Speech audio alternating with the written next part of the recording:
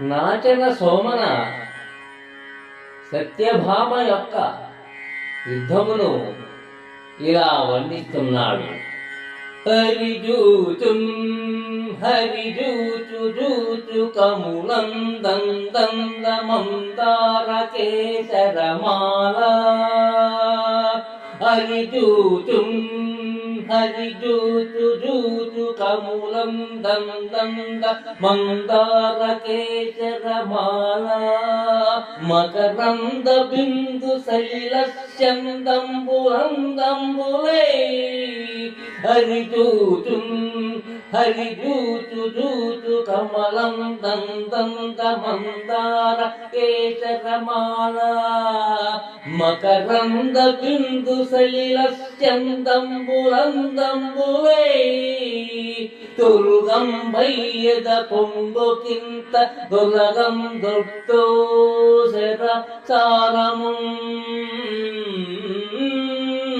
గరహాసామృత పూరము పురియుచుం ధన్వంగి వేలిగతి. హరిజూచుం హరిజూచు జూచు కమలం దందంద మందార కేసరమాల. మకరంద బిందు శైలస్యందంబు అందంబులై.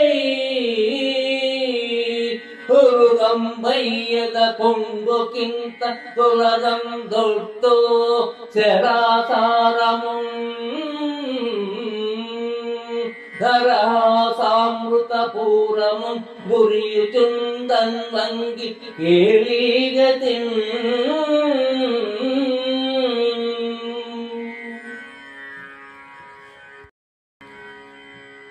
సత్యభామ యుద్ధంలో ఇటు నరకాసురుడిని చూస్తూ అటు శ్రీకృష్ణుని చూస్తూ ఏకకాలంలో వీరాన్ని శృంగారాన్ని ప్రదర్శిస్తున్నది. ఆమె అటు అరిని అనగా శత్రువుని చూస్తున్నది. అతని మీద బాణ పరంపర కురిపిస్తున్నది. ఇటు హరిని అనగా శ్రీకృష్ణుని చూస్తున్నది. అతనిపై దరహాసామృతములు చిందిస్తున్నది. ఆహా, ఏమి కేళీ హేయా వ్యాసము! అప్పుడు ఆమె పయ్యద కొంగు ఒకంత తొలగింది. మెడలోని మందారముల ఎందలి మకరంద బిందు శరీరస్యందంబులందంబులై కురిసి ఆమె స్తనాగ్ర భాగమున చెమట బిందువులతో కలిసి అందముగా మెరుస్తున్నాయి. హరిజూచుం హరిజూచుం యమకం మందార కేసర మాలా మకరంద బిందు శైలస్యందంబులందంబులై. అందందమనే పదబంధాలతో కూడిన అందమైన వృత్తానుప్రాస శ్రవణ ప్రేయమై ఆనంద డోలికలలో విహరింపజేసే శబ్దాలంకారాలు. ఈ పద్యం నాచన సోమనాథుడు రస హృదయులపై సంధించిన సాహితీ సుమశరం.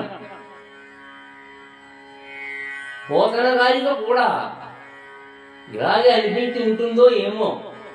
ఎంతగా నచ్చకపోతే తన భాగవతంలోని నరకాసుర వధలో వరుజూచు నంప నరింపన్ అన్న పద్యం పై పద్యానికి ప్రతిబింబమా అన్నట్లుగా పోతన వ్రాస్తాడు.